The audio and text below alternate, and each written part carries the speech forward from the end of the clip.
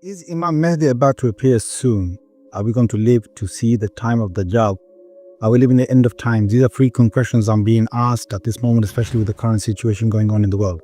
To understand all of this, you have to first understand that the Prophet ﷺ gave us minor signs and he gave us major signs. Okay. Now, major signs, there are 10 of them, starting with Dajjal and then Isa alayhi salam, and then Ya'juj, Ma'juj, and so on. These are 10 major signs. None of the major signs can appear until all the minor signs have appeared.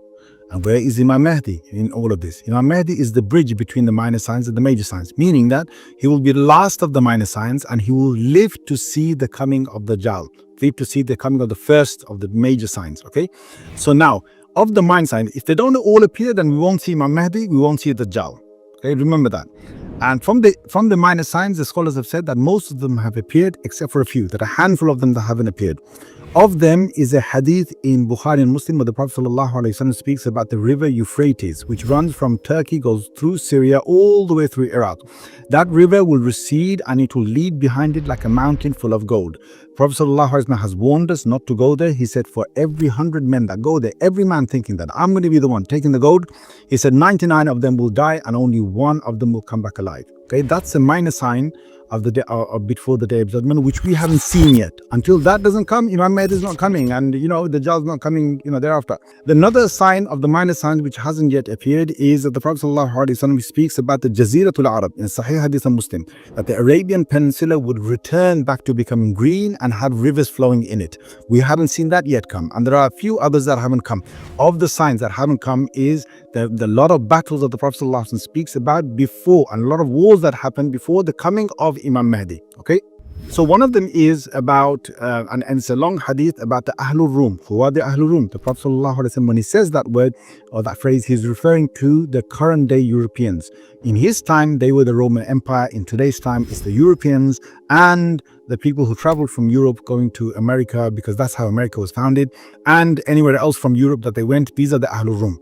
Now the Ahlul Rum will divide into two. There'll be part of them that will be the enemies of Muslims, and part of them will be sympathetic towards the Muslims. Those who are sympathetic towards the Muslims will join the Muslims together in a war and fight the others who are the enemies of the Muslims. And these battles carry on. Some they will lose, some they will win, and so on, until one day the Ahlul Rum that are sympathetic towards the Muslims, with the Muslims, they win over the others. Okay. They live in peace for a little while, and after that, one day they fall into dispute. The Muslims say that we won this last major war because of the Quran, and the Ahlul Rum say, no, we won it because of the cross. And they have a fight between them now. And in this fight, the Muslims are defeated. And the hadith mentions that that Imam Mahdi is coming after this. Okay, so Imam Mahdi comes at the end of sort of this war. Okay, that's one hadith. There's another hadith in Abu Dawud, a Sahih hadith, which speaks about the succession of Khalifas. Now, Khalifa is a person who rules the entire Muslim world. And we had this for centuries and centuries, from the time of Abu Bakr radiallahu anhu till about 100 years ago. That whole succession, it comes in again. And there are many successive rulers. One last ruler has passed away. A new ruler is supposed to be elected. They are in Sham at the moment. Rasulullah sallallahu alaihi wasallam speaks about Sham in various ahadith. When he says Sham, he doesn't mean today's Syria only. It covers Syria, whole of Syria. It covers Lebanon. It covers the whole of Palestine. It covers part of Egypt. Covers part of Iraq. Okay, it's a massive part of land. In Sham, these leaders are sitting together and they're about to elect the next leader. Each one is ready, who could become a potential leader. And they have a dispute over who should be the leader. One of these men who could become the leader, he has enough of this. He runs away from there. He goes to Mecca. He doesn't want to become the leader. The others look around. They say, where's that man gone? And they say, well, he's gone to Mecca. So they say, you know what? Let's make him the leader. They come all the way to Mecca. They find this man he's doing tawaf around the Kaaba. And they force him to become the leader of the Muslims, just like the Muslims forced Abu Bakr radiallahu anhu in the past to become a leader of the Muslims. Now, this man is the Mahdi. Now, how do you know he's the Mahdi? Not because of this occurrence, but because of another occurrence that happens at that very moment, which is they left behind them, when they came down from Sham, they left behind them an army. That army becomes rebellious. And they say, well, what? They're making this guy the leader of the Muslims? No, we're not taking any of this, right? So they come with a whole army trying to crush these people. When they get to Medina in a plain piece of land, then the whole land opens beneath their feet and that whole army is crushed, swallowed inside.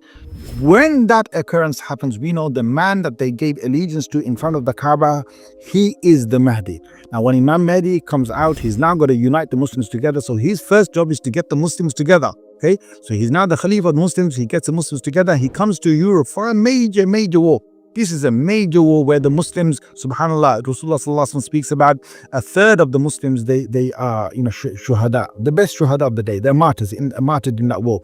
A third of them run away from that war, never to be forgiven again. And a third of them are victorious with Imam Mahdi. And now Imam Mahdi has the whole of Europe and the European side on the security, of a good, a good ruling. And he fills the earth with justice as much as injustice was there before him. He replaces it with justice. In a hadith, he travels all the way to India, he travels all the way to Persia to bring the Muslims together. Now, he's got his rule there. Now, the key thing here is when Imam Mahdi has bought, okay, and don't forget, there are a number of wars that have to happen before Imam Mahdi comes. So what's happening in the world is just like a war, but it's not, the war that brings Imam Mahdi about. There are a number of other wars that have to come about, and all the occurrences that I've just talked about now as well. Imam Mahdi, when he comes to power, the hadith mentioned that he's going to frequently go up and down from Jerusalem back up north again, back to European side again. Now, the scholars have said, if that is the case, subhanAllah, it means that Jerusalem will not be under anyone's occupation at that time, except for the Muslims, except for Imam Mahdi. That's one set of scholars. Another set of scholars have said that Dajjal will have his base around the sort of Jerusalem area. Now, there's a whole dispute between the scholars, which is that, what's going to be, whose occupation is Jerusalem going to be in at the time when Imam Mahdi appears and when Dajjal comes about. Now, we are going to incline more towards the fact that, subhanAllah, Imam Mahdi has got, Jerusalem under his control, okay? From the ahadith, it's quite clear because he's going in and out of it. And the ahadith mention, okay, in one hadith, he mentioned Dajjal can't go to Makkah and Medina, which is, when you say Makkah and Medina, the Prophet ﷺ is talking about the Haram of Makkah and the Haram of Medina, which is the masjid and its vicinity. It's outside sort of, vicinity. That's in Makkah and Medina. Another hadith in Ahmad mentions 4 places Dajjal can't go into, and it's Makkah, Medina, and Masjid al-Aqsa and Masjid al-Tur. Okay. Now, when he says Masjid al-Aqsa, subhanAllah, the Prophet has been saying he can't go to Masjid al-Aqsa. Does that mean that the whole of the Aqsa surroundings are under the occupation of the people who are trying to take over it right now, and Dajjal can't only go into Masjid al-Aqsa? Or does it mean that the whole of the Aqsa vicinity is under the Muslim rule? Again, it's a debate amongst the Muslim scholars. We furthermore have another hadith that describes that the first major following of Dajjal is going to be from the east. It's going to be from a place of Asfahan in Iran, and there's going to be 70,000 Jewish people who will follow him. These are going to be the first major followers of Dajjal. Now, again, the question is, why from that part of the world? Why are they the major? Is it because, he's got his major, base somewhere in the east, and then he comes to fight the Muslims over here in the Middle East and so on? Who knows? We can't be for sure. But certainly, we've got hope that whatever is happening right now in the world, it doesn't have to be that they take over this entire place. They might be there for some time. We don't know how long. Okay, but we definitely know that there's going to be, something that is going to come back. Now, where are you going to find all of that? I'm going to ask all of you to read the tafsir of the beginning of Surah Isra. Okay, if you want to know the future of this place of Jerusalem and what's going to happen, well, you look in the Quran, because that's what the Quran came to us for. It came to us to tell us about, about things that the most important things to us. Why did Allah Azza wa Jal dedicate the first, part of Surah Isra talking about, this place, Masjid al-Aqsa, and what's going to happen and what happened in the past and what Allah said each time there is a great occupation that happens there, what will be the outcome of that? Allah Azza wa Jal mentioned that in Surah Isra in the beginning. Go and read the tafsir yourself and find out, because there it mentioned, whatever is mentioned there of the history is about to repeat itself in the future. Okay, eventually there's going to be no occupation there, because Allah will send His men in there, right? His men in there, and it says that dakhaluhu, they will enter the masjid, as they entered beforehand. Does that mean, again, that the whole thing is occupied by the people who are trying to take over right now? It could be, yes, it could be very much so that they actually take over the entire place. It could also be that all this happens and when gone, later on, Imam Mahdi comes, he takes, he's already in control over that, and Dajjal doesn't have his base there. It could be either way. Anyway, food for thought.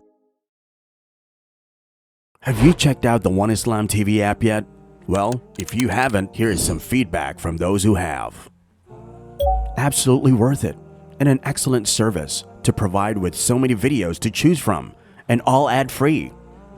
It's awesome that I can watch while working, listen to good lectures, and discuss with fellow Muslims all in one place. Without ads, I got tired of YouTube. This app has changed my life. This app is perfect. So many videos to choose from on all topics. May Allah reward those who made this app.